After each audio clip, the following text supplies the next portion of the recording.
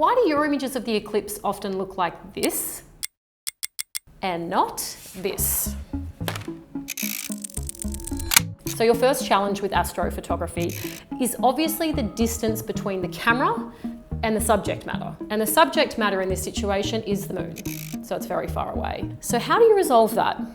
A telephoto lens. You know the sports photographers on the side of football matches where they knelt down and there's this huge big whopping lens? That's a telephoto lens, and it allows you to really compress the space between the camera and the subject.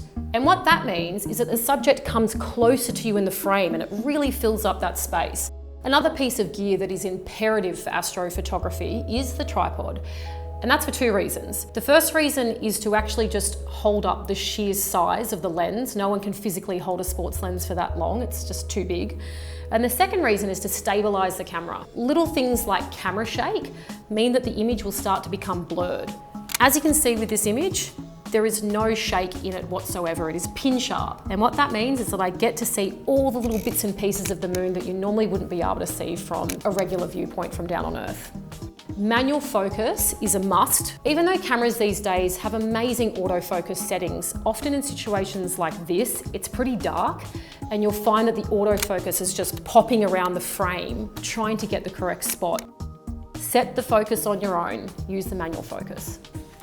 At first glance, this image doesn't look that impressive, but let me give you the backstory. Every media company in the country was chasing this image on this specific day. It's of the Iranian women's soccer team at Sydney Airport, and they were getting ready to go back home to Iran. Ben, in this situation, decided to take very little gear. 2 lenses, 1 camera body. And what that means is that you can get through security much quicker than someone with a full kit. Then the next step is finding out which gate they're at. Often you can follow the police, and that's a pretty good indicator of where the action's about to happen. Once you've found the gate, you have another problem. 4-inch glass, which is what you then have to shoot through in order to get a clean image. His camera lens was also at an angle. What that means is reflections, and a lot of them. Ben had a stroke of genius. He asked a complete stranger who was wearing a big black shirt to stand directly behind his camera, and what that meant was it cut out the light and therefore cut out the reflection that was bouncing back through his lens. Quite incredible.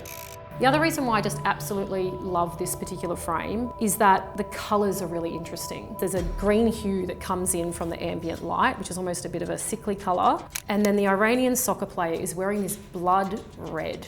It really draws your eyes to the back of the plane. And then as your eyes slowly pan up, you meet hers. And she's staring right back at you. And this is right before she's about to head home back to Iran. This whole image really encapsulates the entire news story in one frame, and that's what makes it so impressive. This frame is a masterclass in trust. This image was taken at an evacuation centre in Darwin. Hundreds of rural Indigenous communities had been relocated there ahead of Cyclone Narelle bearing down on them. Often photographers in these situations are approaching people who are traumatised. It's complicated and it's quite emotional, and sometimes it's really uncomfortable. It's a really fine balance between gaining someone's trust and making sure that you're not using them for media fodder. What was really great about this situation is that the photographer has taken the time.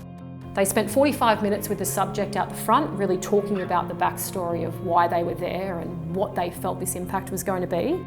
The result of that is a really powerful image. The subject matter is leaning in towards you. He's inviting you to hear his story, and the only way that you can do that is by spending time with your subject to gain the trust to get the story and to get a really powerful image like this.